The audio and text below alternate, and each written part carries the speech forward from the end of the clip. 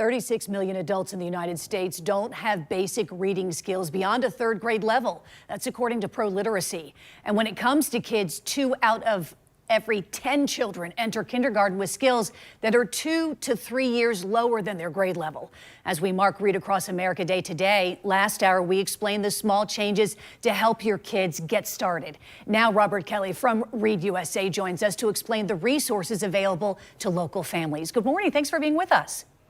Good morning. Thank you for having me. Would you explain where Duval County stands when it comes to literacy? Yes. In the latest district report, about 50% of the students in Duval County are reading below grade level. And we also know that about 50% of the children in Duval County public schools are living below the poverty line. So do you attribute the issues with poverty to the fact that there are so many children who are not reading at the level they should be? Yes, that is one major factor, but it also plays out on the other end as well. We know that about 75% of the people who are incarcerated have low literacy, and the research shows that about 2 out of 3 fourth graders who are reading below grade level will end up either incarcerated or living on welfare. So what can parents do then to help to try to reverse this, what sounds like a devastating cycle? Yeah, well, and that's the good news, is that it is fixable. So parents, there's 3 things that we recommend to parents. Number 1 is when your child is reading, talk to them about what they're reading. In a genuine, brief conversation about what they're reading is important.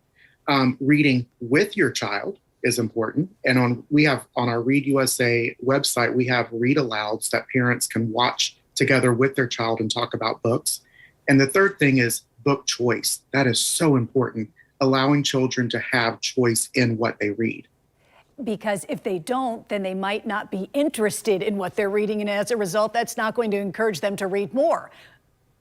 Exactly. And we know that it's the way that we describe it is that book choice leads to motivation, and motivation is what leads to literacy progress. And I think it's so important that you pointed out the need to not just to know how to read, but to understanding what it is that you are reading, that reading comprehension part of this. That said, Robert, what are the signs that you could maybe share with our parents, viewers this morning, that their child may be struggling and they need some type of intervention? I think that parents make an assumption that a teacher might pick up on this. And I'm not saying we don't have fantastic teachers in the community, but the reality is raising our children it's a group effort. Absolutely. And you mentioned teachers, and that really is an important piece. Keeping an open line of communication with the teacher is important.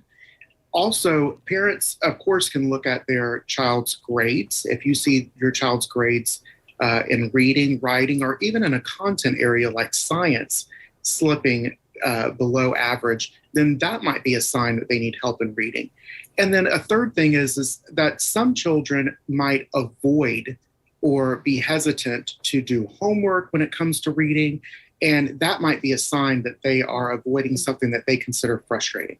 Would you explain the resources available to then parents and children here locally if, a parent really feels like they need some help beyond, their school, their child's school?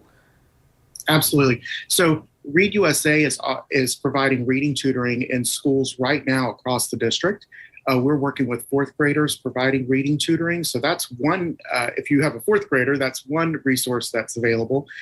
Also, we have professional development for teachers that we're providing because we know that teachers are a key resource. But back to the parents, we're providing book fairs in all of our schools in May. And so children are going to get the opportunity to choose 3 free books to take home. So parents should be on the lookout for that resource coming home in May, that these are 3 books that kids pick that they're interested in and they chose for book ownership, and they're going to take them home so that they'll have them to read over the summer. Robert Kelly with Read USA. Thank you for your time this morning. We appreciate it. Thank you.